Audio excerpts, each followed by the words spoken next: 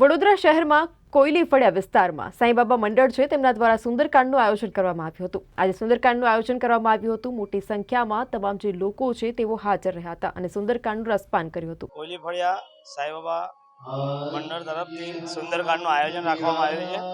સુંદરકાંડમાં ધવલકુમારજી ગુરુજી આવ્યા છે અને ગુરુવારના દિવસે આજે અમે સુંદરકાંડનું આયોજન કર્યું છે।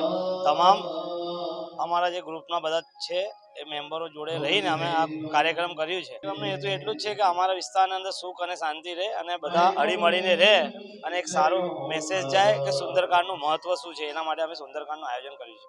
લોકોમાં કેવો ઉત્સાહ છે? લોકોમાં ઉત્સાહમાં એવું છે, લોકો દૂર દૂરથી લોકો આવ્યા છે અને એમને પણ ખૂબ સારું લાગ્યું કે આયોજન બી બહુ સારું કર્યું છે। મંડળના બધા કાર્યકર્તા બધા ભેગા થઈને। આપણો પરિચય? નિલેશ ડીગે।